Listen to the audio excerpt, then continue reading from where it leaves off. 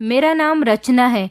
मैं आप सबको आज अपनी एक ऐसी कहानी सुनाने जा रही हूँ जिसको सुनकर आपका दिल भी कांप उठेगा, क्योंकि कभी कभी जिंदगी हमारी मदद उस रास्ते पर करती है जहाँ पर हमें किसी से मदद की उम्मीद भी नहीं होती। मेरी उम्र 20 साल थी। मैं अपनी जिंदगी में खुश थी क्योंकि सब कुछ बिल्कुल ठीक चल रहा था। मेरी आदत थी, मैं गरीबों की बहुत मदद किया करती थी। मैं किसी को तकलीफ में नहीं देख सकती थी। न जाने क्यों दूसरों की तकलीफ देखकर मुझे अपनी तकलीफ का अंदाजा बखूबी हो जाता था। शादी से पहले मैं एक स्कूल में जॉब किया करती थी। मेरी मम्मी तो इस दुनिया में नहीं थी। जब मैं 12 साल की थी तब वो मुझे इस दुनिया से छोड़कर जा चुकी थी। मेरे पापा थे जिनका अपना बहुत बड़ा बिजनेस था। हमारी जिंदगी में किसी चीज की कमी नहीं थी। जॉब करना और बच्चों को पढ़ाना मेरा एक शौक था।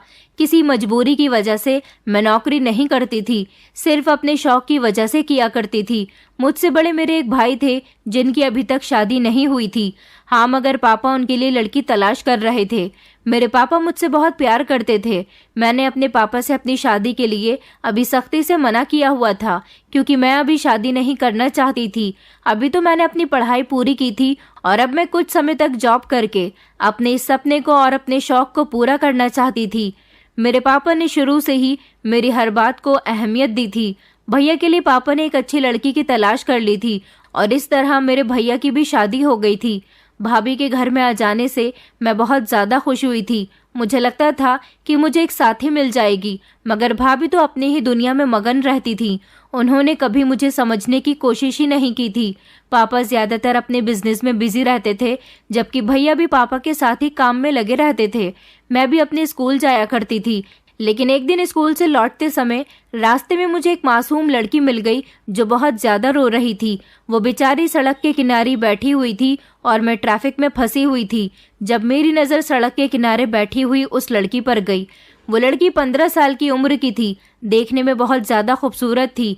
मैं अपनी गाड़ी से उतरकर उस लड़की के करीब गई और उससे पूछा कि क्या हुआ, तुम सड़क के किनारे बैठकर क्यों रो रही हो? तो वो कहने लगी कि भूख से तड़प रही हूँ दीदी, बहुत तेज भूख लग रही है। मेरी सगी माँ तो इस दुनिया में नहीं है। पापा ने दूसरी शादी कर ली और सौतेली माँ ने मेरा जीना दुश्वार कर दिया। पापा के सामने सौतेली माँ मेरे साथ बहुत अच्छा व्यवहार करती है, लेकिन उनके पीछे मुझे अपनी दुश्मन समझती है। मेरे पापा मेरी हर बात को अहमियत देते हैं। दरअसल कुछ दिनों से मेरे पापा दूसरे शहर नौकरी करने के लिए गए हुए हैं। मेरी सौतेली माँ मुझसे घर के सारे काम करवाती है, जबकि मुझे पढ़ने लिखने का और डॉक्टर बनने का बहुत शौक है। वो नहीं चाहती कि मैं स्कूल जाया करूँ। मेरे पापा ने मेरा एडमिशन एक अच्छे स्कूल में करवाया हुआ है। मेरी सौतेली माँ मुझे मना करती है कि पढ़ाई करने की कोई ज़रूरत नहीं है, घर में रहकर घर के काम किया कर। लेकिन मैं घर के सारे काम करती हूँ और अपनी पढ़ाई को नहीं छोड़ सकती। जिस दिन से मेरे पापा इस शहर से गए हैं, उन्होंने मेरा जीना दुश्वार कर दिया। मैं सुबह सवेरे उठते ही घर के सारे काम कर लेती हूँ और अपनी सौतेली माँ को सोता हुआ छोड़कर स्कूल के लिए आ जाती हूँ। लेकिन जब छुट्टी के बाद घर वापस जाती हूँ तो सौतेली माँ मुझे बहुत मारती है और कहती है कि तुझसे मना किया है, फिर भी तू क्यों स्कूल जाती है? अगर स्कूल जाएगी तो मैं तुझे खाने के लिए कुछ नहीं दूंगी। दीदी, मुझे भूखा रहना मंजूर है, मगर मैं पढ़ लिख कर किसी काबिल बनना चाहती हूँ। पिछले 3 दिन से मेरे सौतेली माँ ने मुझे खाने के लिए कुछ भी नहीं दिया। मैं इसी तरह से भूखी प्यासी स्कूल जा रही हूँ। आज स्कूल में मेरा भूख से बुरा हाल हो रहा था। मैं पैदल चलकर अपने घर जा रही थी, मगर भूख की वजह से मुझसे चला भी नहीं जा रहा, इसलिए यहाँ रोने के लिए बैठ गई। मैंने उस लड़की से कहा कि तुम फिक्र मत करो, चलो मेरे साथ, मैं तुम्हें खाना खिलवा देती हूँ। मेरी बात सुनकर उसके चेहरे पर मुस्कुराहट आ गई। मैं उसको एक रेस्टोरेंट में ले गई और वहां जाने के बाद मैंने उसको पेट भरकर खाना खिलवाया। वो लड़की बार बार मुझे दुआएं दे रही थी और कह रही थी कि दीदी, भगवान आपका बहुत भला करे, आपने आज मेरी मदद की है, भगवान आपकी हमेशा मदद करेगा। मगर ये कहते हुए उसकी आंखों में अचानक आंसू आ गए। मैंने कहा, क्या हुआ, अब क्यों रो रही हो? अब तो तुम्हें पेट भरकर खाना मिल गया ना, तो अब अपने चेहरे पर मुस्कुराहट लाओ और अपनी पढ़ाई पर ध्यान दो। वो लड़की कहने लगी कि दीदी, आज आपने मेरी मदद की है, लेकिन मेरी सौतेली माँ तो मेरे साथ हर रोज ऐसा ही करती है। अब मैं घर जाऊंगी तो वो फिर मुझे स्कूल की ड्रेस में देखकर गुस्सा हो जाएगी और मुझे खाने के लिए फिर से कुछ नहीं देगी। मेरी जिंदगी तो इसी तरह से गुजरती रहेगी। मैं तो बस भगवान से प्रार्थना कर रही हूँ कि मेरे पापा जल्दी से घर वापस आ जाएं, क्योंकि पापा तो यही चाहते हैं कि मैं पढ़ लिख कर किसी काबिल बन जाऊं। मेरी सौतेली माँ उनके सामने तो बहुत अच्छी बनती है, मगर उनके पीछे मुझे घर की नौकरानी बनाकर रखती है। मैंने कहा, तो तुम अपनी सौतेली माँ की शिकायत अपने पिता से क्यों नहीं करती? क्यों खामोशी से ये सब कुछ बर्दाश्त कर रही हो? तो वो कहने लगी कि दीदी, आप मेरी सौतेली माँ को नहीं जानती। मैंने कई बार अपने पापा से उनकी शिकायत करने की कोशिश की है। बदले में उन्होंने मेरे साथ बहुत बुरा किया। मैं सब कुछ बर्दाश्त कर सकती हूँ, मगर अपना सपना किसी भी तरह से पूरा करना चाहती हूँ। दीदी, आप देखना, एक दिन मैं बहुत बड़ी डॉक्टर बनूंगी। चाहे जो हो जाए, मैं हालात से लड़कर अपने सपने को पूरा जरूर करूंगी, भले ही मुझे उसके लिए अपनी सौतेली माँ के सारे जुल्म बर्दाश्त करने क्यों ना पड़ जाएं। उस लड़की की आंखों में उसका सपना पूरा करने का जो जज्बा मैंने उसके अंदर देखा था, शायद यही जज्बा अगर हमारे समाज की हर लड़की के अंदर आ जाए तो हमारा सपना पूरा होने से कभी कोई हमें नहीं रोक सकता। अभी हम दोनों इस बारे में बातचीत ही कर रहे थे कि अचानक मेरे मोबाइल की रिंग बजने लगी। मैंने देखा तो मेरे घर से मेरे लिए कॉल्स आ रही थी। मैंने उस बच्ची से कहा कि तुम यहाँ बैठो और कुछ खाना चाहो तो खा सकती हो, मैं बिल पे कर दूंगी, लेकिन अब मुझे जाना होगा। मैं भी एक स्कूल में टीचर की नौकरी करती हूँ, मुझे भी बच्चों को पढ़ाने का बहुत शौक है। मैं अपने घर जा रही थी, मुझे घर पहुंचने में देर हो गई, इसलिए मेरे घर से कॉल्स आ रही हैं। ये कहकर मैं उस लड़की के पास से उठाई थी। अगले दिन फिर से मुझे वही लड़की सड़क के किनारे मुंह लटकाए हुए बैठी दिखाई दी। मैं फिर से उसके पास गई और उसका चेहरा देखकर मैं समझ गई थी कि वो बेचारी आज फिर से भूखी है। आज मैंने उसको बाजार का खाना नहीं खिलाया था, क्योंकि बाजार का खाना रोज रोज खाने से इंसान बीमार हो जाता है। आज मैंने उसको अपने हिस्से का लंच दे दिया था और फिर उसने खाना खा लिया। वो आज भी मुझे ढेर सारी दुआएं दे रही थी, क्योंकि आज मेरे पास लंच बचा हुआ था। मुझे भूख नहीं लग रही थी, इसलिए मैंने स्कूल में अपना लंच फिनिश नहीं किया था। मैं तो अपने घर जाकर भी खाना खा सकती थी, मगर इस बेचारी को पेट भरकर खाना न मिलने की सजा दी थी कि ये अपनी शिक्षा हासिल कर रही थी। न जाने इस दुनिया में कैसे कैसे लोग होते हैं। फिलहाल उस लड़की ने आज भी पेट भरकर खाना खा लिया था। कई दिन इसी तरह से गुजर गए थे। मुझे हर रोज सुबह को फिक्र से हमारे घर की नौकरानी लंच पैक करके दिया करती थी, जो स्कूल जाने के बाद मैं नहीं खाती थी, क्योंकि मुझे उस बच्ची का ख्याल आता था। मैं उसके लिए खाना बचा लिया करती थी और फिर छुट्टी से घर लौटते समय उस बच्ची को सड़क के किनारे बैठा हुआ देखती तो अपना खाना उसे दे दिया करती थी, क्योंकि अब तो वो भी मेरे इंतजार में सड़क के किनारे बैठी हुई होती थी। उसे मुझसे उम्मीद थी कि मेरे आने पर उसे पेट भरकर खाना मिल जाएगा। मेरी जिंदगी भी इसी तरह से गुजर रही थी। भाभी से मुझे ज्यादा कोई मतलब नहीं होता था, क्योंकि भाभी एक अमीर परिवार की थी और बहुत बिगड़ी हुई घमंडी लड़की थी, इसलिए अपने आगे वो किसी को कुछ नहीं समझती थी। भाभी के आ जाने के बाद भैया भी बदल गए थे। इसके बावजूद भी मेरी जिंदगी में कोई फर्क नहीं आया था, क्योंकि मेरे पापा मुझसे बहुत प्यार करते थे।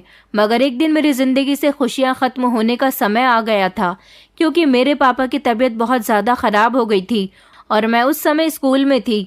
मैं बच्चों को एक इम्पॉर्टेंट बात समझा रही थी, इसलिए मेरा मोबाइल साइलेंट पर था। घर से मुझे ढेर सारी कॉल्स आ रही थी, लेकिन मोबाइल साइलेंट होने की वजह से मुझे कॉल्स का पता ही नहीं चल रहा था। जैसे ही मेरी क्लास खत्म हुई तो मैंने अपने मोबाइल पर ध्यान दिया। ये देखकर मैं दंग रह गई कि मेरे फोन पर ढेर सारी मिस्ड कॉल्स हैं। मैंने जैसे ही पलटकर कॉल की तो मुझे पता चला कि मेरे पापा की बहुत ज़्यादा तबीयत खराब हो गई है। इसलिए मैं जल्दी से अपने घर के लिए निकल गई। घर जाकर मुझे पता चला कि पापा को अस्पताल में एडमिट करवाया गया है। मैं फौरन ही घर से अस्पताल के लिए निकली और जब अस्पताल पहुंची तो वहां जाकर पता चला कि जस्ट अभी पापा की मौत हुई है और वो मुझे याद करते करते इस दुनिया से चले गए। वो दिन मेरी जिंदगी का सबसे भयानक दिन था, क्योंकि उस दिन के बाद से ही मेरी जिंदगी में बुरा समय आना शुरू हो गया था। अपने पापा की मौत पर मैं फूट फूट कर रोई थी, क्योंकि एक मेरे पापा ही थे जिन्होंने मुझे माँ और पिता दोनों का प्यार दिया था। भले ही वो अपने बिजनेस में बहुत ज़्यादा बिजी रहते थे, लेकिन उन्होंने अपनी बेटी के साथ प्यार करने पर कभी कोई कमी नहीं छोड़ी थी। भाभी के आ जाने के बाद भैया ने अपनी बहन पर ध्यान देना बंद कर दिया था, लेकिन मेरे पापा एक ऐसे इंसान थे जिन्होंने मेरी छोटी छोटी खुशियों का ख्याल रखा था, और आज मेरा इतना ख्याल रखने वाला इंसान मुझसे जुदा हो गया था।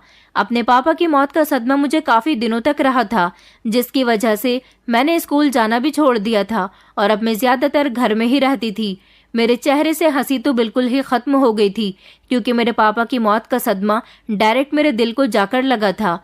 मैं हर रोज अपने पापा को याद करके रोती रहती थी।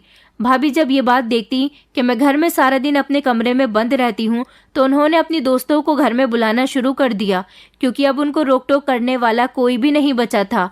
पापा की मौत के कुछ दिनों बाद भैया ने दोबारा से ऑफिस जाना शुरू कर दिया था और मैं पापा के सदमे को दिल से लगाए बैठी कमरे में बंद रहती थी।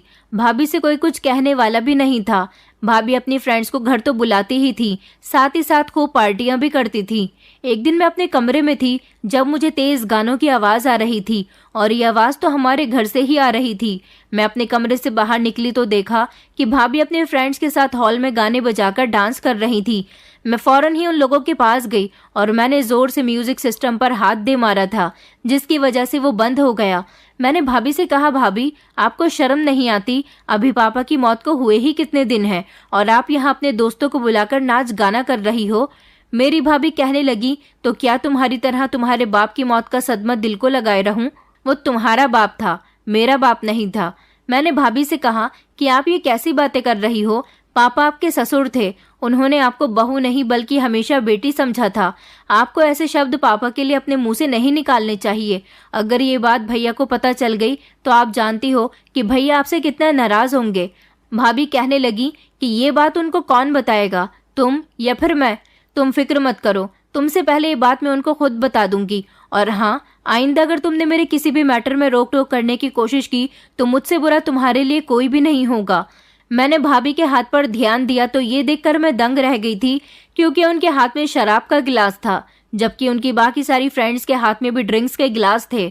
मैं हैरान रह गई थी। मैंने कहा, भाभी आप हमारे घर में शराब पी रही हो? हमारे घर में आज तक किसी ने भी ड्रिंक नहीं की है। वो कहने लगी कि तुम्हारे यहाँ किसी ने ड्रिंक नहीं की होगी, मगर मैं तो शुरू से ही ड्रिंक करती हूँ। मैंने उनके हाथ से गिलास छीनने की कोशिश की तो उन्होंने मेरे मुंह पर एक जोरदार थप्पड़ मार दिया और नौकर से कहकर जबरदस्ती मुझे मेरे कमरे में भेज दिया। कहने लगी कि आज मैं तुम्हारा इलाज जरूर करूंगी, आने दो तुम्हारे भाई को। मैं अपने कमरे में जाकर फूट फूट कर रोई थी। भाभी बहुत बुरी थी, ये बात तो मैं अच्छी तरह से जानती थी, लेकिन वो इतनी घटिया और बिगड़ी हुई भी थी कि वो हमारे ही घर के अंदर शराब पी रही थी और अपनी घटिया दोस्तों के साथ डांस कर रही थी। मुझे तो बहुत गुस्सा आ रहा था। रात के समय जब भैया आए तो उन्होंने हंगामा करना शुरू कर दिया। हंगामे की आवाज सुनकर जैसे ही मैं अपने कमरे से बाहर गई तो भैया ने कहा कि तुमने आज मेरी पत्नी को उसकी दोस्तों के सामने इंसल्ट की है। मैंने देखा तो भाभी की आंखों में आंसू थे। मैंने कहा, भैया मैंने भाभी की कोई इंसल्ट नहीं की। तो भैया कहने लगे कि देखो अपनी भाभी को, जब से मैं ऑफिस से आया हूँ रोई जा रही है और उसकी दोस्तों ने भी मुझे फोन करके बताया है कि तुम्हारी बहन बहुत बदतमीज है। आज उसने हम सबके सामने तुम्हारी पत्नी पर हाथ उठाया। बताओ क्या वो भी झूठ कहेंगी? भैया की बात सुनकर तो मेरे पैरों तले से जमीन निकल गई थी कि भला मैं भाभी पर हाथ कैसे उठा सकती हूँ, जबकि हाथ तो उन्होंने मुझ पर उठाया था। मगर मैं समझ गई थी कि ये सब मेरी भाभी को रोक टोक करने की सजा है। भैया ने उसी दिन फैसला कर लिया था कि वो मेरी शादी कर देंगे और फिर ऐसा ही हुआ था। भाभी मुझे घर से निकालने में कामयाब रही थी। मैं शादी होकर अपनी ससुराल आ गई थी। मैं नहीं जानती थी कि मेरी शादी किसके साथ हुई है। हाँ, मगर जिस घर में मेरी शादी हुई थी, मेरे पापा अगर जिंदा होते तो कभी भी ऐसे परिवार में मेरी शादी नहीं करते, क्योंकि ये मिडिल क्लास लोग थे। भाभी ने अपनी दुश्मनी मुझसे निकालने के लिए जानबूझकर भैया से कहकर मेरी शादी ऐसे परिवार में करवाई थी जहां पर मैं खुश ना रह सकूं। मेरे ससुराल में मेरे पति के अलावा उसकी माँ और उसका एक छोटा भाई भी था। हमारे पास भगवान का दिया सब कुछ था, लेकिन फिर भी मेरे भैया ने मेरी शादी सिंपल तरीके से की थी और मुझे दहेज में भी कुछ नहीं दिया था।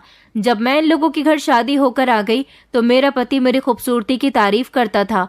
उसको देखकर लगता था कि वो मुझे चाहता है, मगर नियत खराब तो मेरी सास की थी, जो बात बात पर मुझे ताना दिया करती थी कि इतने बड़े घर की बेटी होने के बावजूद भी तुम खाली हाथ हमारे घर पर आई हो। मैं उनको यही समझाने की कोशिश करती थी कि शादी करना अगर बेटियों के बस की बात होती तो वो अपनी मर्जी के मुताबिक शादी करती। मैंने तो अपने घर की इज्जत को बचाने के लिए अपने भाई की मर्जी से शादी की है। मेरी सास इस बात पर मुझे खूब डांटती थी, कहती थी कि तुम बड़े घर की बेटियां इसी तरह से जबान चलाती हो, मगर तुम्हें इस घर में सुकून से रहने का हक तभी मिलेगा जब तुम अपने हिस्से का दहेज हमें लाकर दोगी। मैंने अपनी सास से कहा कि मैं आपकी बात का कोई मतलब नहीं समझ पाई, तो वो कहने लगी कि तुम जानती हो कि हम गरीब लोग हैं, मेरे दोनों ही बेटे मजदूरी करते हैं। मैं तो अपने बेटे के लिए तुम्हें इस घर में बहू बनाकर इसीलिए लेकर आई थी ताकि तुम्हारे आने से ढेर सारा दहेज आएगा और तुम्हारे घर वाले दहेज में कुछ रकम भी देंगे, जिससे मेरा बेटा अपना कारोबार शुरू कर सकेगा। मगर तुम तो यहाँ खाली हाथ ही आ गई। अब भला बताओ हमारे घर का गुजारा कैसे चलेगा?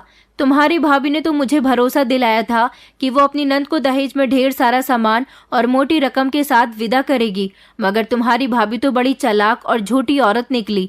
उसने तो खाली हाथ ही तुम्हें हमारे घर भेज दिया। मैं चाहती हूँ कि तुम अपने मायके जाओ और वहां जाने के बाद अपने भाई से कहो कि तुम्हारे हिस्से का दहेज तुम्हें दे दे। मैंने कहा, आप ये किस तरह की बातें कर रही हैं? मैं इतनी गिरी हुई नहीं हूँ कि मैं उन लोगों के पास जाकर उनसे अपने दहेज के पैसे मांगूंगी। बस मैं जिस तरह से यहाँ आ गई हूँ वही बहुत है। मेरी सास ने मेरे बाल चोटी से पकड़ लिया और कहने लगी, तो फिर इस घर में तुम्हें खाना तक नहीं मिलेगा और इस घर में बहू बनने का हक भी तुम्हें तभी मिलेगा जब तुम हमें पैसे लाकर दोगी। मैंने अपनी सास से कहा कि आपको मुझे कुछ भी कहने का कोई हक नहीं है, मैं इस बारे में अपने पति से बात करूंगी। मेरी सास कहने लगी कि जिससे जो बात करनी है करो, मगर मुझे अपने बेटे के कारोबार के लिए तुम पैसे लाकर दोगी। मैं नहीं चाहती कि मेरा बेटा मजदूर बनकर सारी जिंदगी गुजारे। अपनी सास की बात से मुझे बहुत तकलीफ पहुंची थी और मैं बहुत रोई थी। उन्होंने मुझ पर अत्याचार करने शुरू कर दिए थे। घर के सारे काम मुझसे करवाया करती थी और सारे लोगों के सामने मुझे जलील करती थी। मोहल्ले की कोई औरत अगर उनके पास आकर बैठ जाती और कहती कि तुम बहुत भाग्यशाली हो, इतने अमीर घर की बहू तुम्हें मिली है, कितनी सुंदर है और पढ़ी लिखी भी है, तो वो इस बात पर कहती कि इसकी सुंदरता पर मत जाओ, भले ही ये अमीर घर की है, मगर दहेज में इसके भाई ने इसके अलावा हमें कुछ भी नहीं दिया। जबकि मैंने अपना इतना हट्टा कट्टा बेटा इसके हवाले कर दिया, तो इसे बदले में अपने पति की मदद करनी चाहिए। वो अभी भी फैक्ट्री में जाकर मजदूरी करता है।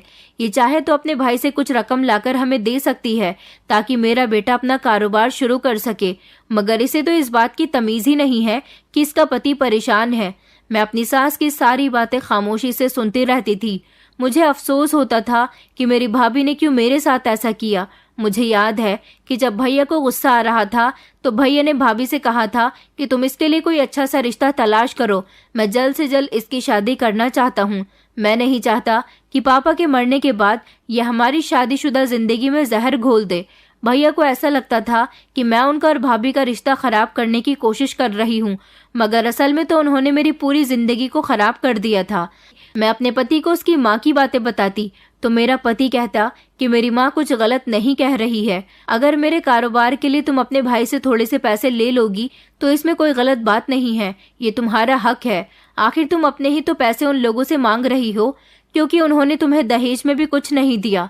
अपने पति की बात पर मैंने कहा, आखिर तुम कैसी बातें कर रहे हो? मैं अच्छी नहीं लगूंगी वहां पर उनसे पैसे मांगते हुए। वो कहने लगा कि तुम लड़कियों की यही परेशानी होती है। तुमने मेरी मम्मी को नहीं देखा, उन्होंने मेरे पापा के लिए कितने सैक्रिफाइसेस किए हैं, और तुम हो कि अपने भाई से मेरे कारोबार के लिए पैसे नहीं मांग सकती। मेरा पति मुझसे इस बात पर नाराज रहने लगा था।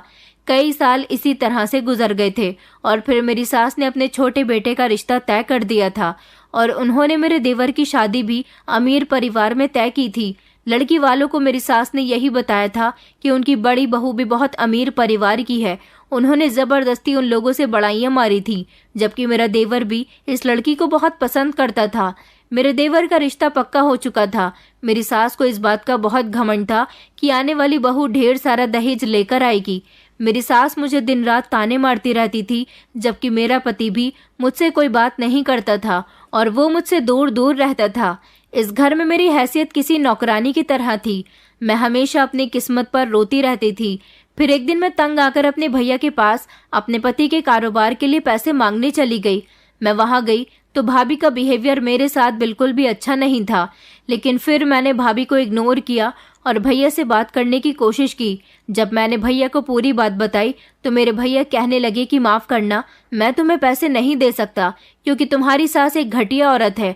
अगर आज मैंने तुम्हें पैसे दे दिए तो तुम्हारी सास को बढ़ावा मिल जाएगा और वो हर बार तुम्हें यहाँ पर पैसे लेने के लिए भेजा करेगी।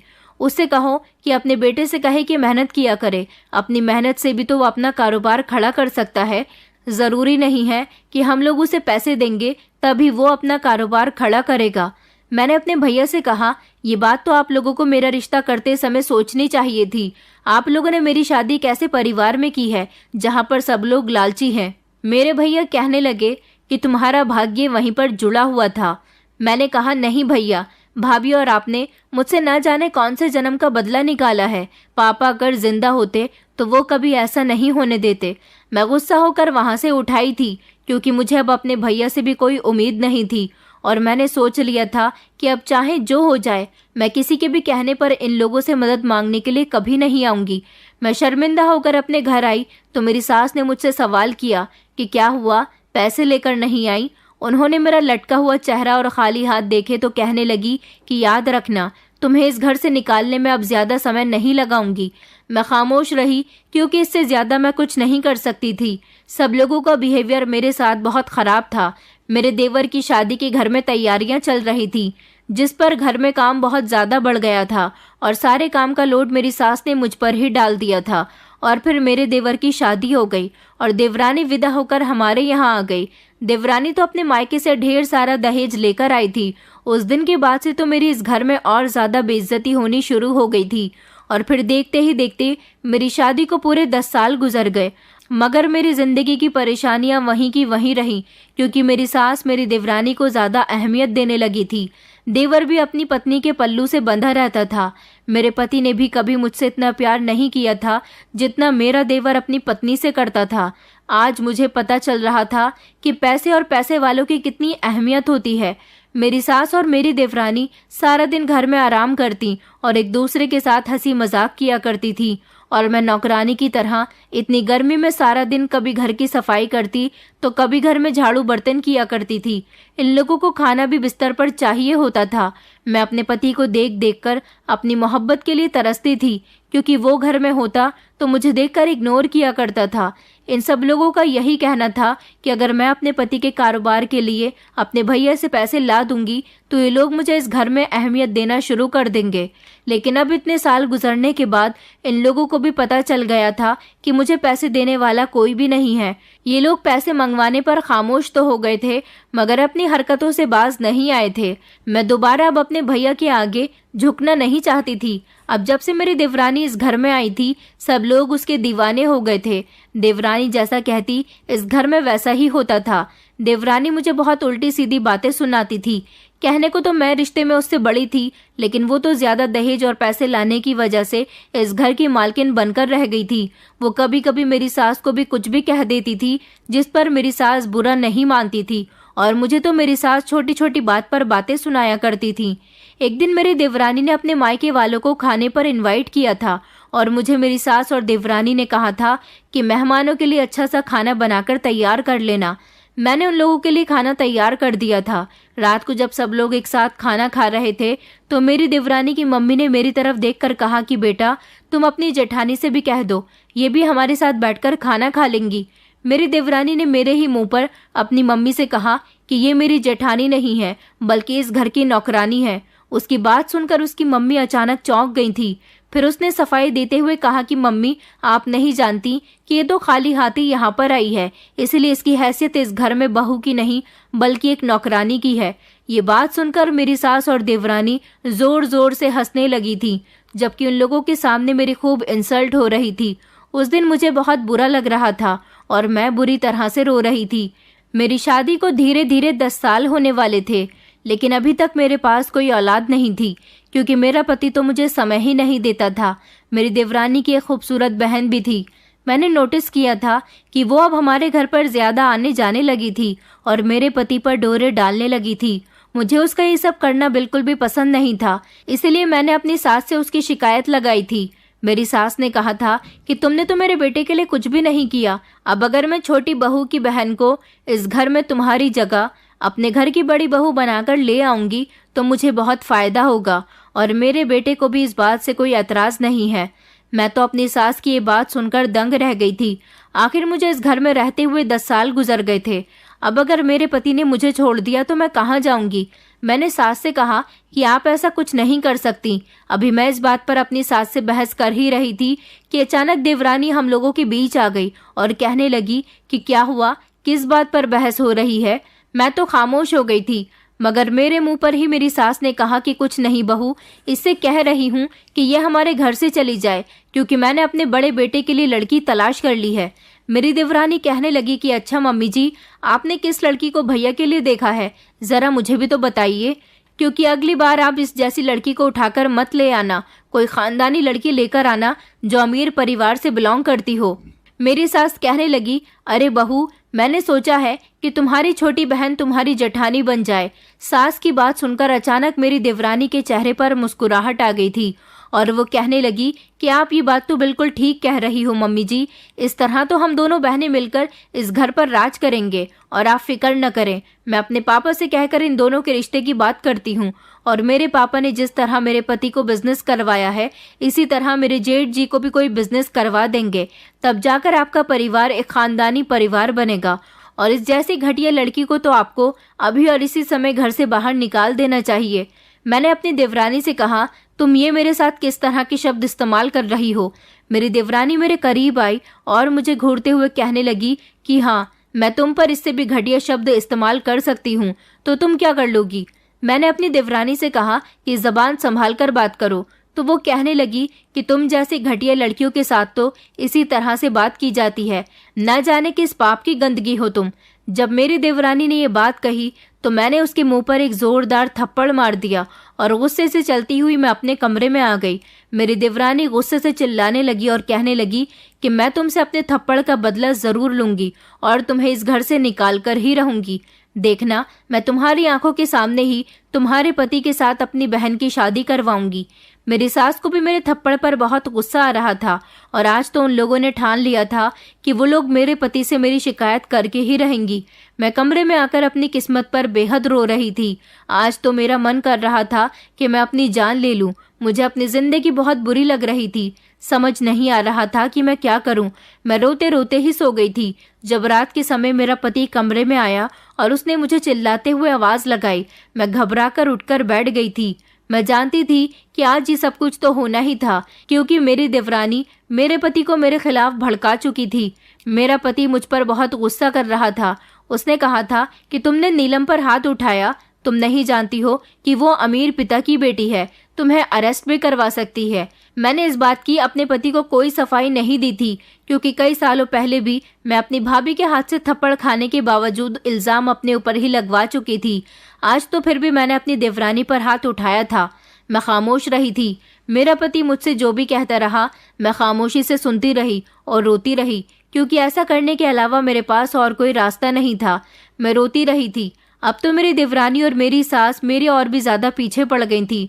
उन लोगों ने मेरा घर में रहना एक एक मिनट के लिए दुश्वार कर दिया था। शाम का टाइम था। जब मैं इन सब लोगों के लिए चाय बना रही थी, तभी अचानक दरवाजे पर दस्तक हुई। मैं जैसे ही दरवाजा खोलने गई तो दरवाजे पर डिलीवरी बॉय खड़ा हुआ था और वो मेरी देवरानी का नाम पूछ रहा था। कह रहा था कि उनके लिए एक पार्सल है। मैंने अपनी देवरानी को डिलीवरी बॉय के बारे में बताया तो वो जल्दी से पार्सल लेने के लिए आ गई थी, मगर उसने मुझे दरवाजे से वापस भेज दिया था और कहा था कि जाओ, जाकर अपना काम करो, हम लोगों को क्यों तक रही हो। मैं वहां से हट गई थी और अपने काम में बिजी हो गई थी। मैं नहीं जानती थी कि मेरी देवरानी ने क्या मंगाया है। मेरी देवरानी बार बार मेरे पति को मेरे खिलाफ भड़का रही थी और उसको ये लालच दे रही थी कि आप इसे छोड़ दोगे तो मैं आपकी शादी अपनी छोटी बहन से करवा दूंगी। लेकिन मेरे पति के दिल में अभी भी मेरे लिए ज्यादा मोहब्बत तो नहीं, मगर थोड़ी सी दरिया दिली जरूर थी, इसलिए वो मुझसे थोड़ी सी हमदर्दी रखता था। तभी तो अपनी माँ और देवरानी के इतना कहने पर भी वो मुझे डाइवोर्स नहीं दे रहा था। मैं इन लोगों से बहुत तंग आ चुकी थी, लेकिन आज मेरा दिल अजीब तरह की घबराहट का शिकार हो रहा था। मुझे भूख तो नहीं लग रही थी। फिर सोचा कि घर के सब लोग तो खाना खा ही चुके हैं, मैं खाना खाने के बाद आराम से लेट जाऊंगी, क्योंकि मुझे घर के काम करते करते बहुत थकान महसूस हो जाती है। घर के सब लोग पहले ही एक साथ बैठकर खाना खा लिया करते थे। मुझे इतनी भी परमिशन नहीं थी कि मैं उन सब लोगों के बीच बैठकर खाना खाया करूं, इसलिए सारे काम से फ्री होकर मैं किचन में अकेली बैठकर खाना खाया करती थी। मैं अपने लिए खाना निकालकर खाना खाने ही वाली थी कि अचानक मुझे मेरी सास ने किसी काम के लिए आवाज लगा ली और मैं उनकी बात सुनने के लिए गई तो मेरी सास ने मुझसे अपनी दवाई मंगवाई थी। उनको दवाई देने के बाद जब मैं दोबारा से किचन के अंदर आई तो ये देखकर मैं घबरा गई थी कि मेरी देवरानी आज किचन से बाहर निकल रही थी। उसे देखकर मैं चौंक गई थी, क्योंकि जिस दिन से वो इस घर में आई थी उसने अभी तक किचन में कदम नहीं रखा था, क्योंकि वो किचन में कोई काम करती ही नहीं थी। उसे जो भी चाहिए होता था बिस्तर पर बैठे बैठे मैं ही दिया करती थी। न जाने वो क्यों किचन के अंदर आई थी और वो मुझे घूरती हुई कमरे से बाहर निकल गई। उसके बाद मैं खाना खाने बैठ गई थी। खाना खाते ही मैं बर्तन धोने लगी, लेकिन बर्तन धोते धोते ही मुझे अचानक अपनी आंखों के सामने अंधेरा आता हुआ नजर आया और मुझे बहुत तेज घबराहट होने लगी। मेरी समझ नहीं आ रहा था कि मेरे साथ ये सब कुछ क्या हो रहा है। मैं बहुत ज़्यादा डर रही थी, क्योंकि मेरा दिल उल्टी से भर भर कर आ रहा था, मगर मुझे उल्टी नहीं हो रही थी। मुझे कमज़ोरी महसूस होने लगी और मेरी आंखों के सामने अंधेरा आने लगा। जैसे ही मेरी आंखों के सामने पूरी तरह से अंधेरा छा गया और मैं बेहोश हो गई तो मैं ज़मीन पर गिर गई थी। फिर मुझे पता ही नहीं चला कि मेरे साथ क्या हुआ और मुझे कब ये लोग अस्पताल लेकर गए, क्योंकि जब मैंने अपनी आंखें खोलकर देखा तो मेरे पास कोई भी नहीं था। मैं अस्पताल के बेड पर पड़ी हुई थी। मैंने चिल्लाना शुरू कर दिया तो एक नर्स आई और उसने मुझे शांत रहने के लिए कहा। कहने लगी कि लेटी रहो। मैंने कहा, मैं कहाँ हूँ और मुझे यहाँ कौन लेकर आया? मेरी बात सुनकर नर्स कहने लगी कि तुम तसल्ली रखो, मैं अभी डॉक्टर को बुलाकर लाती हूँ, तुम्हारी तबीयत ठीक नहीं है। थोड़ी देर के बाद जब डॉक्टर आई तो उसने मुझे चेक किया और वो मेरी तरफ बड़ी गौर से देखने लगी और कहने लगी कि आप मुझे पहचान गई हैं। मैंने कहा, तुम कौन हो? मैं तुम्हें नहीं जानती, लेकिन ये बताओ कि मुझे यहाँ कौन लेकर आया और मुझे क्या हुआ है? वो डॉक्टर मेरा चेकअप करते हुए कहने लगी कि दरअसल आपको जहर दिया गया था। आप जिंदगी और मौत की जंग लड़कर आज यहाँ अपनी आंखें खोल पाई हैं। डॉक्टर की बात सुनकर तो मेरी आंखें फटी की फटी रह गई थी, जबकि उस समय मैं पूरी तरह से होश में आई थी। डॉक्टर कहने लगी कि आपके आरोपियों को मैं जेल पहुंचाने की पूरी तैयारी कर चुकी हूँ। बस पुलिस आपके बयान का इंतजार कर रही है। अब आप होश में आ गई हैं और कुछ सही सलामत लग रही हैं। मैं थोड़ी देर में पुलिस को बुला लूंगी, वो आपका बयान ले लेंगे और आपके आरोपी जेल के पीछे होंगे। डॉक्टर की बात सुनकर मैं दंग रह गई। मैंने कहा, तुम किस तरह की बातें कर रही हो? मुझे तो किसी ने भी जहर नहीं दिया। उसने कहा, दीदी आप यहाँ पिछले 3 दिन से बेहोश हैं। आपको आपका पति यहाँ लेकर आया था और जब हमने आपका चेकअप किया तो आपके शरीर में जहर पाया गया।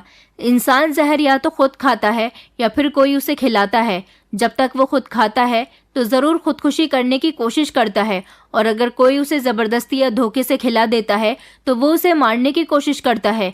इसलिए हमने पुलिस को इन्फॉर्म कर दिया और पुलिस ने भी आपके आरोपी का पता लगाने की कोशिश की, मगर बिना सबूत और गवाह के तो पुलिस आपके आरोपी को अरेस्ट नहीं कर सकती थी। इसलिए मैंने आपके आरोपियों के बारे में जानने की कोशिश की। मैंने ठान लिया था कि मैं आपके आरोपी के बारे में जानने की कोशिश करूंगी। इसलिए मैंने आपके ससुराल वालों को बता दिया था कि आपके शरीर में जहर पाया गया है, और फिर एक ऐसा जहर जो हमारे देश में मिलता भी नहीं है। इस जहर को दूसरे देश से मंगवाया गया है, और जिसने आपको ये जहर दिया है वो ये बात अच्छी तरह से जानता है कि इस जहर को कितनी क्वांटिटी में देना है, और उतनी ही क्वांटिटी देने पर इंसान की मौके पर ही मौत हो सकती है। जब आप यहाँ आई थी तो आपकी हालत बहुत ख़राब थी। मैंने आपको बचाने में एड़ी चोटी का जोर लगा दिया और पुलिस को भरोसा दिलाया कि मैं आपको बचाकर ही रहूँगी, मगर मैंने देखा था कि आपके घर की एक औरत जो कि रिश्ते में अपने आप को आपकी देवरानी बता रही थी, वो बार बार यहाँ आपकी हालत जांचने के लिए आ रही थी और बहुत परेशान नजर आ रही थी। बाकी घर वालों को तो कोई ऐसी दिक्कत नहीं थी, सब लोग शांत बैठे हुए थे। यहाँ तक कि आपके पति को तो आपसे कोई मतलब ही नहीं था। वो आपको यहाँ एडमिट कराने के बाद खुद यहाँ से चला गया, जबकि पुलिस केस हो जाने पर उन सब लोगों से कह दिया गया कि डॉक्टर आपको बचाने की कोशिश कर रही है और आप जैसे ही होश में आएंगी तो आपका बयान ले लिया जाएगा। उसके मुताबिक पता चल जाएगा कि आपको जहर किसने दिया था। मैंने कहा, लेकिन मुझे पता ही नहीं चला कि मुझे कब जहर दिया गया। हाँ, मगर इतना ज़रूर याद है कि खाना खाने के बाद मुझे चक्कर आने लगे थे और मैं बेहोश हो गई थी। मेरी बात सुनकर डॉक्टर कहने लगी कि लेकिन मैं जानती हूँ कि आपको जहर किसने दिया था, क्योंकि हम लोग आपको होश में लाने की कोशिश कर रहे थे और अब ये पूरा केस आपके बयान पर डिपेंड है। जब आपके घर वालों को ये बात पता चली तो आपकी देवरानी मेरे पास आई थी। मैं समझ गई थी कि जरूर वो अपने किसी मकसद से मेरे पास आई है, इसलिए मैंने उससे बात करने की पूरी तैयारी कर ली थी। उसने मुझे 10 लाख रुपए दिए और पैसे मेरे सामने रखते हुए कहने लगी कि डॉक्टर, किसी भी तरीके से मेरी जेठानी बचनी नहीं चाहिए, उसे मारकर इस केस को खत्म कर दिया जाए। आप पुलिस को बता देना कि रचना इलाज के दौरान मर गई। इस तरह ये केस यहीं पर खत्म हो जाएगा और हम दोनों के बीच जो बात हो रही है इस बारे में किसी को मत बताना। ये पैसे रखो और अपना मुंह बंद कर लो। मैंने कहा, तो इसका मतलब ये है कि पेशेंट को आपने मारने की कोशिश की है। मेरी बात सुनकर पहले तो वो शर्मिंदा हुई, फिर कहने लगी कि जी हाँ, मैं उसे जहर देना तो नहीं चाहती थी, मगर धोखे से दे दिया। मैंने कहा, धोखे से कोई किसी को जहर कैसे दे सकता है? तो उसने मुझे बताया कि मैं अपनी जेठानी को मारकर अपनी छोटी बहन की शादी अपने जेठ से करवाना चाहती थी, ताकि हम दोनों बहनें उस घर में राज करें। और वैसे भी मेरी जेठानी को घर में कोई पसंद नहीं करता। मेरा जेठ उसे डाइवोर्स देने पर तैयार नहीं हो रहा था, इसलिए मैंने उसे मारने का प्लान बनाया और मैंने उसे जहर दे दिया था। उसकी पूरी बात पर मैंने उससे कहा था कि आप फिक्र न करें, आपकी जेठानी इस दुनिया से जल्दी ही चली जाएगी और ये केस क्लोज हो जाएगा। उसको तो मैंने तसल्ली दे दी थी, मगर उसे फंसाने की मैं पूरी तैयारी कर चुकी थी, क्योंकि मैंने अपने फ़ोन का रिकॉर्डर ऑन कर लिया था और हम दोनों की बातचीत मोबाइल में रिकॉर्ड हो गई।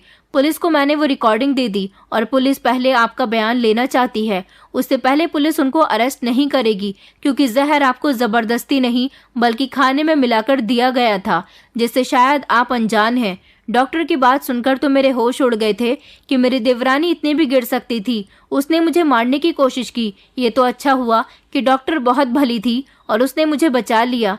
फिर मैंने अपने दिमाग पर जोर डाला और मुझे याद आया कि इसका मतलब उस दिन मेरी देवरानी मेरे खाने में जहर मिलाने के लिए किचन में गई थी। मैंने डॉक्टर से हाथ जोड़कर कहा कि तुम्हारा बहुत बहुत शुक्रिया, वरना मुझे पता भी नहीं चल पाता और ये लोग मुझे इस दुनिया से भेज देते। इस दुनिया में कितने घटिया लोग रहते हैं कि अपने फायदे के लिए दूसरों की जान लेने पर भी उतर आते हैं। मैं बार बार उसका शुक्रिया अदा कर रही थी। डॉक्टर कहने लगी कि आप बार बार मुझसे शुक्रिया मत कहिए, क्योंकि मैंने आपके किए हुए एहसान का बदला लिया है। उसकी बात सुनकर अचानक मैं चौंक गई। मैंने कहा, आपका क्या मतलब डॉक्टर? तो वो कहने लगी, आपने मुझे नहीं पहचाना, मगर आपको मैं पहली नज़र में देखते ही पहचान गई थी। जब आपका पति आपको यहाँ लेकर आया था, आपको याद नहीं कि पिछले 10 साल पहले आपने एक लड़की को सड़क पर खाना दिया था? वो लड़की जो अपनी सौतेली माँ से तंग आकर सड़क पर भूखी बैठकर रोया करती थी, जिसको आप अपनी नौकरी से आते समय अपना लंच बॉक्स दे दिया करती थी। वो लड़की कोई और नहीं बल्कि मैं हूँ। और मैंने आपसे कहा था ना कि मैं एक दिन ज़रूर डॉक्टर बनूंगी, और देखिए आज पूरे 10 साल बाद मैं एक कामयाब डॉक्टर बन गई हूँ। आप मुझे खाना खिलाया करती थी, फिर एक दिन अचानक आप कहीं गायब हो गई। कई दिन तक मैं भूख से तड़पती रही, मगर फिर मैंने फैसला कर लिया था कि मैं अपना घर छोड़ दूंगी, क्योंकि मेरे पिता की दूसरे शहर में मौत हो गई और मैं अच्छी तरह से जानती थी कि मेरे पिता के अलावा मेरा इस दुनिया में कोई भी नहीं है। सौतेली माँ तो मुझे पिता की जीते जी ही नहीं समझती, उनके मरने के बाद मेरा क्या हाल करेगी। इसलिए मैं अपना घर छोड़कर भाग आई थी और मेरा टकराव एक ऐसे इंसान से हुआ जिसने मेरी पूरी जिंदगी को बदल कर रख दिया। दरअसल जब मैं घर से रोते हुए निकली थी, तब मेरा एक्सीडेंट एक गाड़ी से हो गया था और मेरे काफ़ी गहरी चोट आई थी। वो एक ऐसे कपल की गाड़ी थी जिनके पास कोई औलाद नहीं थी। मेरे बहुत चोट आई, जिस वजह से उन्होंने मेरा इलाज करवाया। काफ़ी दिनों तक मैं अस्पताल में रही थी। जब मैं होश में आई तो उन लोगों ने मुझे बताया कि उनकी वजह से मेरा एक्सीडेंट हो गया था। उन लोगों ने मुझसे माफ़ी मांगी और मुझसे कहने लगे कि तुम कहाँ से हो, हम तुम्हें तुम्हारे घर छोड़ आते हैं। मैंने उन्हें अपनी पूरी कहानी बताई तो उन लोगों की आंखों में आंसू आ गए और उन्होंने कहा कि अब हम तुम्हें तुम्हारी सौतेली माँ के हवाले नहीं करेंगे, बल्कि हम तुम्हारी परवरिश करेंगे। इस तरह से उन लोगों ने मेरी परवरिश की और मुझे पढ़ा लिखाकर उन्होंने मेरा सपना भी पूरा कर दिया और आज मैं यहाँ आपके सामने मौजूद हूँ। आपको देखकर मैंने सोच लिया था कि अब मैं आपके आरोपियों को सज़ा दिलवाकर ही रहूंगी और अब मैं पुलिस को बुला रही हूँ। आप पुलिस को सारे बयान दे देना, क्योंकि आपके ससुराल वाले अच्छे लोग नहीं हैं और आपकी देवरानी ने आपको जान से मारने की कोशिश की है। उसकी बात सुनकर मुझे आज इस बात का एहसास हो गया था कि इंसान कभी किसी के साथ अच्छाई करता है तो वो उसे पलटकर ज़रूर मिलती है और मेरी मदद आज इस लड़की ने की थी जो अपनी लगन और मेहनत के साथ आज डॉक्टर बनकर मेरी आंखों के सामने खड़ी हुई थी और उसने मेरा इलाज करके मेरी जान बचाई थी, बल्कि उसने मेरे आरोपियों को भी सजा दिलवाने की पूरी कोशिश की थी। मैंने उससे कहा था कि तुम पुलिस वालों को बुला लो, मैं उन्हें बयान देने के लिए तैयार हूँ। डॉक्टर ने पुलिस वालों को बुला लिया था। पुलिस वालों के पास सबूत तो पहले ही थे। मेरे बयान के बाद ये बात और पक्की हो गई थी कि मुझे मेरी देवरानी ने जहर दिया था। इस तरह मेरी देवरानी को तो पुलिस ने अरेस्ट कर लिया था, लेकिन मैंने अपने ससुराल वालों को भी माफ नहीं किया था। उन लोगों ने भी पूरे 10 साल तक मेरी जिंदगी को नर्क बना दिया था। मैंने अपने साथ हुआ एक अत्याचार पुलिस को बता दिया, जबकि पुलिस ने बाकी लोगों को भी दहेज उत्पीड़न के आरोप में गिरफ्तार कर लिया था। मेरा पति और मेरी सास मुझसे माफी मांग रहे थे, लेकिन मैंने उनमें से किसी को भी माफ नहीं किया था, क्योंकि सारी जिंदगी उन लोगों ने मुझे बहुत परेशान किया। पुलिस ने जब मेरी देवरानी के मुंह से सारी सच्चाई उगलवा ली थी और मेरी देवरानी ने ये बात भी बता दी थी कि उसने ये जहर विदेश में रहने वाले अपने एक दोस्त से डिलीवर करवाया था, मैं तब समझी थी कि उस दिन वो डिलीवरी बॉय वही जहर लेकर आया था। इस तरह मेरे सारे आरोपियों को सजा मिल गई थी और आज मैं ये बात जान गई थी कि जो लोग दूसरों के साथ बुरा करते हैं उनके साथ भी एक न एक दिन बुरा जरूर होता है, और जो लोग दूसरों के साथ अच्छाई करते हैं उनको भी उनकी अच्छाई का सिला जरूर मिलता है। जैसे मुझे मेरी अच्छाई का सिला डॉक्टर के रूप में मिल गया था। डॉक्टर की तो मैं आज भी बहुत शुक्रगुजार थी। अस्पताल से डिस्चार्ज होने के बाद कुछ दिन तक तो मैं डॉक्टर के साथ उसके घर पर रही थी, क्योंकि वो मुझे अपने साथ ले गई थी। लेकिन कुछ दिनों के बाद मैंने अपने लिए एक रेंट का घर लिया था। फिर एक दिन मेरी मुलाकात मेरे पापा के पुराने दोस्त, जो मेरे पापा के फैमिली लॉयर भी हुआ करते थे, उनसे हो गई। वो मुझे देखते ही पहचान गए थे और कहने लगे कि बेटी, मैं तुम्हें न जाने कब से तलाश कर रहा हूँ, तुम मुझे आज इतने सालों के बाद मिली हो। उन्होंने मुझे एक ऐसी खबर सुनाई जिसे सुनकर मेरे होश उड़ गए थे। वो मुझे अपने साथ अपने ऑफिस ले गए और वहां जाने के बाद उन्होंने मुझे जायदाद के वो पेपर्स दिए जो मेरे पापा ने मरने से पहले मेरे नाम कर दिए थे। मरने से पहले मेरे पापा ने अपनी आधी प्रॉपर्टी भैया के नाम और आधी प्रॉपर्टी मेरे नाम कर दी थी। भैया ये बात अच्छी तरह से जानते थे, इसलिए उन्होंने भाभी के साथ मिलकर जल्दबाजी में मेरी शादी कर दी थी और ऐसे परिवार में की थी जहां जाने के बाद मुझे किसी बात की सच्चाई का पता न चले और मैं अपनी ही दुनिया में बिजी हो जाऊं। मगर लॉयर अंकल ने अपनी दोस्ती पापा के साथ इतनी गहरी निभाई थी कि उन्होंने भैया को मेरी जायदाद के हिस्से के पेपर्स नहीं दिए। उनका यही कहना था कि वो मेरे ही हाथ में मेरी जायदाद के पेपर्स थमाएंगे। आज मेरा टकराव लॉयर अंकल से हुआ था तो उन्होंने मेरी अमानत मुझे वापस कर दी थी और पापा की दी हुई ये प्रॉपर्टी मेरे अकेलेपन में बहुत काम आई थी। अब मैं किसी के सहारे अपनी जिंदगी नहीं गुजार रही हूँ, बल्कि मैंने अपने पापा की दी हुई प्रॉपर्टी से नया स्कूल बनवाया है और अब मैं अपनी जिंदगी अपने हिसाब से गुजार रही हूँ।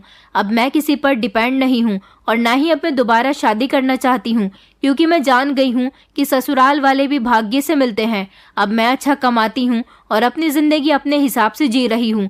दोस्तों, उम्मीद करती हूँ आपको हमारी कहानी पसंद आई होगी। कहानी पसंद आई है तो वीडियो को लाइक करें, चैनल पर नए हैं तो चैनल को सब्सक्राइब करें और हाँ, नोटिफिकेशन बेल को जरूर दबाएं ताकि अगली अपडेट सबसे पहले आपको मिले।